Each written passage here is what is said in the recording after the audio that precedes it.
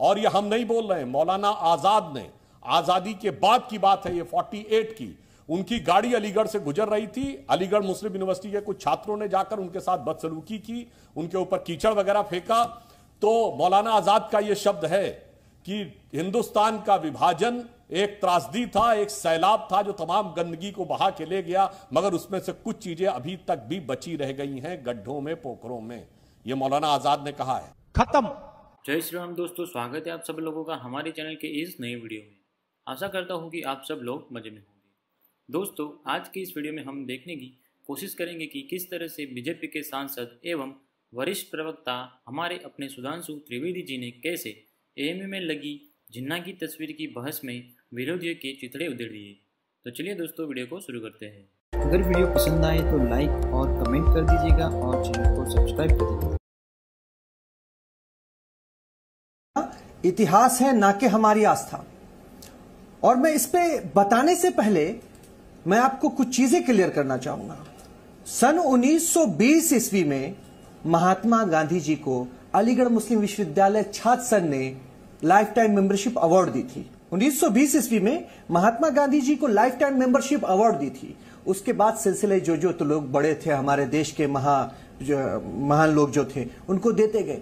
1938 ईस्वी में जब जिन्ना जी ने पैसा बर्बाद किसका केस लड़ा देखा है? जी भगत सिंह जी ने। ये इतिहास का कलंक है आदमी। अलीगढ़ जिन्ना जी मत लगाइए। आप मेरी बात को अगर आप सुनना अगर है तो मैं इस डिबेट का पार्ट बनूंगा।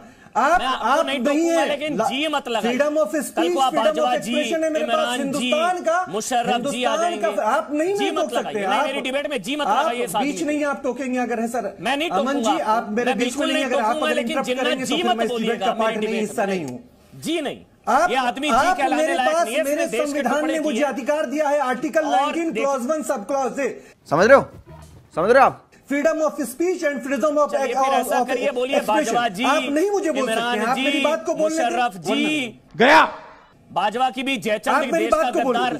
आप जी मत बोलिएगा मेरी डिबेट में जिन्ना को। वीर सावरकर जी नहीं बोल सकते हैं। हम सिर्फ और सिर्फ गद्दार सावरकर जी बोल सकते हैं। आप दोनों तरीके से, आप मेरी बात को सुनने दीजिए। देश के टुकड़े टुकड़े कर दिए इस आदमी ने। अमन जी मेरी बात सुने, मेरी बात सुने, मेरी बात सुने। आपके कहने से नहीं चलूंगा, आपके कहने के अनुसार नहीं चलूंगा। सम्मानित मेरी बात को सुने, आपके हिसाब से मेरी बात को आप सुनना चाहेंगे अगर जी मत बोलिए। आप अगर चाहते हैं पैनलिस्ट के नहीं, मैं पैनलिस्ट। आप देखिए अमन जी, आपकी बहुत रिस्पेक्ट, आप मेरे बीच में नहीं इंटरप्ट करेंगे अगर मेरी बात। जी मत बोलिएगा बस, प्लीज बोलिए। 1938 ईस्वी में 1938 ईस्वी में जब वीर भगत सिंह जी का केस लड़ा जिन्ना जी ने। ये कौन से नशे हैं?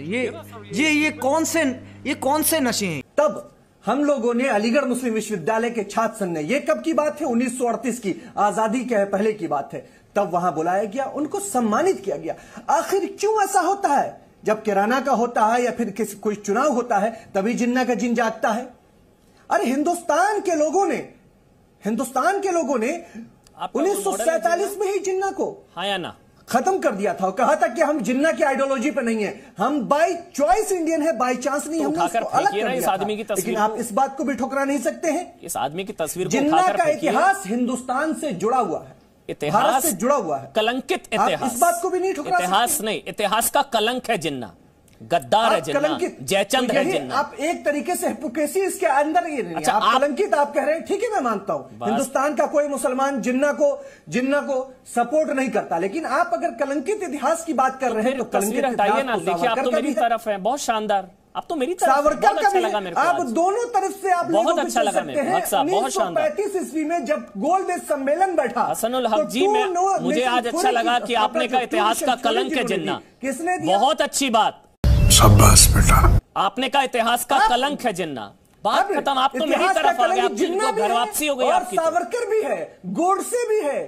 इतिहास आप लोग सावरकर के पैर के नाखून के बराबर मत ज्ञान दीजिए। हम हिंदुस्तानी हैं और आप जैसे लोगों की हमको किसी की जरूरत नहीं है कि आप घर वापसी हमारी करवाएंगे। गलत बात मत कीजिएगा।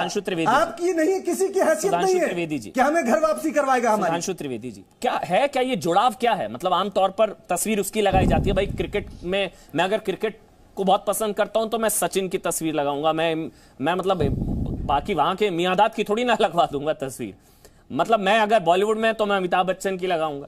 ये क्या रोल मॉडल है जिन्ना अभी भी कुछ लोगों का, जो खून खौल जाता कि तस्वीर नहीं हटेगी। जिन्ना प्रेम का एनालिसिस करिए सुधांशु त्रिवेदी जी।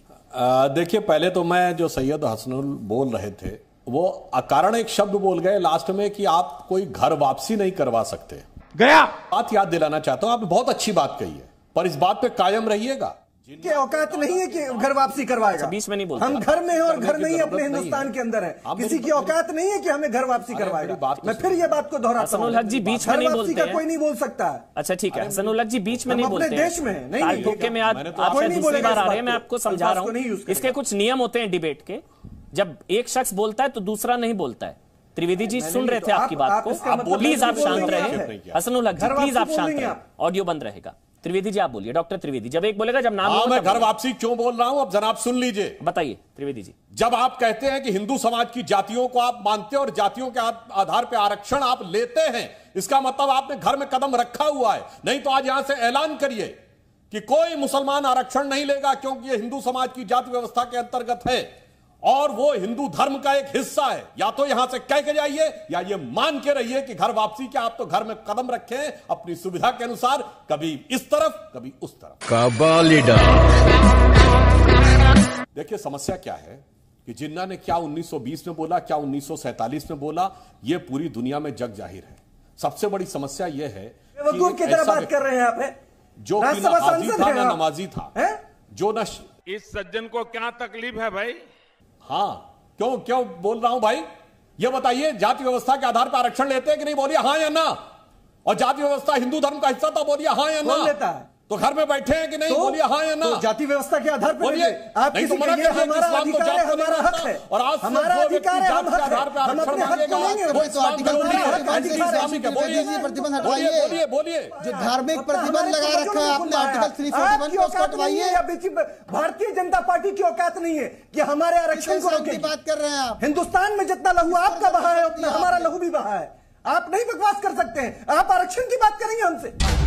बोलने दे, तकलीफ हुआ है बेचारे को। आप दलितों को तो आरक्षण नहीं दे रहे हैं, दलित बेटियों का बलात्कार हो रहा है आपके पार्टी में। आप बकवास करेंगे हमसे? मुसलमान को आरक्षण आपके जो है पूर्व गृह मंत्री बलात्कार करते हैं पार्टी में। अगर बात करते हैं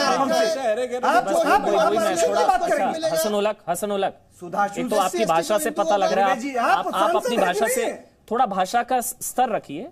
आप कहां बैठे हैं आपको शायद पता नहीं है। आप जी न्यूज नेशनल डिबेट ताल ठोके में बैठे हैं। मैं बिल्कुल थोड़ा शब्दों का चयन ठीक रखिए, वरना लोग आपके बारे में परसेप्शन बना लेंगे। जवाब मिलेगा। हाँ नहीं, भाषा का कोई भी शब्द गलत मत, ये बकवास इस तरह के शब्द मत बोलिएगा, ये शब्द मत बोलिएगा। नहीं बस हाँ, आपको जवाब देना दीजिए, ये मर्यादित भाषा का इस्तेमाल कीजिएगा। मेरे साथ रशीदी भी जुड़ गए जो कि सेक्रेटरी हैं अलीगढ़ मुस्लिम यूनिवर्सिटी स्टूडेंट यूनियन के। बस अब आप शांत रहिए, बिल्कुल चलिए बस। डॉक्टर त्रिवेदी आप कोई नहीं बोलेगा बीच में। अरे भाई क्या तरीका बात करने का, आपने कहा दलितों का आरक्षण बंद है, तो दलितों का आरक्षण एएमयू में छीना गया कि नहीं, बोलिए। शाबाश बेटा। दलितों का आरक्षण छीन के मुसलमानों को दिया गया कि नहीं, बोलिए हाँ या ना। आ गए भाषण देने दलितों का आरक्षण। आपने पूरे हिंदुस्तान में मुसलमानों का आरक्षण छीन लिया। आर्टिकल 3 ये दूसरे वाले हैं रशीदी, ये दूसरे वाले हैं रशीदी। जिन्होंने कहा कि जिन्ना को भारत के लोगों ने ठुकरा दिया था, यह बात सत्य है, परंतु पूर्णतः सत्य नहीं है।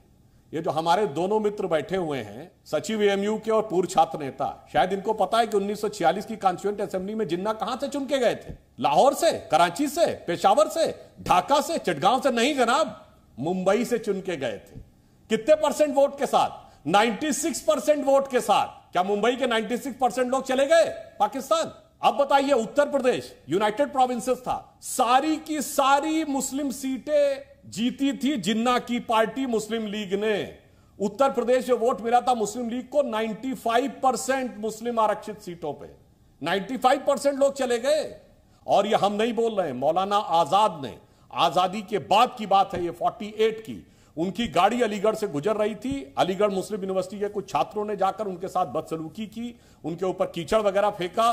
तो मौलाना आजाद का यह शब्द है कि हिंदुस्तान का विभाजन एक त्रासदी था, एक सैलाब था जो तमाम गंदगी को बहा के ले गया, मगर उसमें से कुछ चीजें अभी तक भी बची रह गई हैं गड्ढों में, पोखरों में। यह मौलाना आजाद ने कहा है। खत्म।